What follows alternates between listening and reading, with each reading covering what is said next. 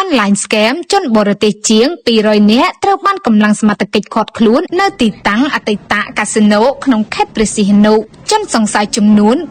263នាក់ស្ត្រី17នាក់ត្រូវបានកម្លាំងសមត្ថកិច្ចឃាត់ខ្លួនក្នុងប្រតិបត្តិការចុះត្រួតពិនិត្យឆែកឆេរទីតាំងអតីតកាស៊ីណូ Galaxy World ស្ថិតនៅក្រុងទី6ភូមិ4សង្កាត់លេខ4ក្រុងខេត្តព្រះសីហនុក្រោយការសង្ស័យថាមានការលុបលួចប្រព្រឹត្តបទល្មើសឆោបបោកតាមប្រព័ន្ធបច្ចេកវិទ្យា online scam ជនសង្ស័យដែលបានឃាត់ខ្លួនទាំង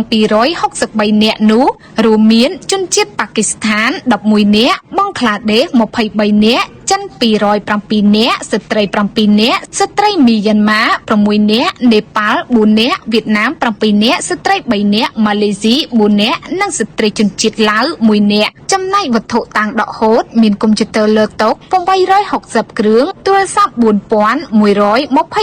គ្រឿងកុំព្យូទ័រយួរដៃ16គ្រឿងនិង iPad 14គ្រឿងប្រតិបត្តិការនោះត្រូវបានដឹកនាំធ្វើឡើងកាលពីថ្ងៃទី9ខែវិច្ឆិកាឆ្នាំ2025ក្រោយការសម្របសម្រួលពាក្យលេខាធិការដ្ឋាននៃគណៈកម្មការចំពោះកិច្ចប្រឆាំងបទល្មើសឆោបបោកតាមប្រព័ន្ធបច្ចេកវិទ្យាគោបសបនិងមានការចូលរួមសហការពីអគ្គស្នងការដ្ឋាននគរបាលជាតិអគ្គនាយកដ្ឋានអន្តោប្រវេសន៍គណៈបញ្ជាការឯកភាពខេត្តព្រះសីហនុអាជ្ញាធរពាក់ព័ន្ធក្នុងខេត្តនិងដោយមានការសម្របសម្រួលនីតិវិធីពីលោកឈីវអេកគង់ព្រះរាជអាជ្ញារងនៃអយការសាលាដំបងខេត្តព្រះសីហនុដោយបានចុះត្រួតពិនិត្យនៅទីតាំងសង្ស័យនិងឈានដល់បានឃាត់ខ្លួនជនសង្ស័យពាក់ព័ន្ធនឹងការប្រព្រឹត្តបទល្មើសឆោបបោកតាមប្រព័ន្ធបច្ចេកវិទ្យាខាងលើនេះក្រោយការបង្ក្រាបនេះសមត្ថកិច្ចជំនាញបច្ចុប្បន្នកំពុងសហការជាមួយភាគីពាក់ព័ន្ធដើម្បីបន្តស្រាវជ្រាវបន្ថែមទៀតឈានទៅចាប់វិធានការផ្លូវច្បាប់ចំពោះមេខ្លោង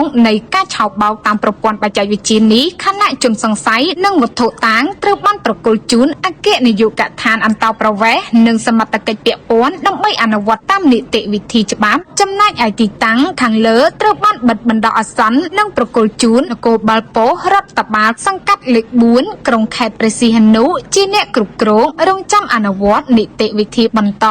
សូមបញ្ជាក់ថាក្នុងក្របខ័ណ្ឌយុទ្ធនាការបោះសម្អាតការឆោបបោកតាមប្រព័ន្ធបច្ចេកវិទ្យានេះសមត្ថកិច្ចចម្រុះទូទាំងប្រទេសនិងចាត់វិធានការតាមផ្លូវច្បាប់យ៉ាងតឹងរ៉ឹងបំផុតចំពោះមេខ្លោងទាំងឡាយដែលជាប់ពាក់ព័ន្ធនឹងអំពើឆោបបោកតាមប្រព័ន្ធបច្ចេកវិទ្យានេះដោយគ្មានការលើកលែងឡើយ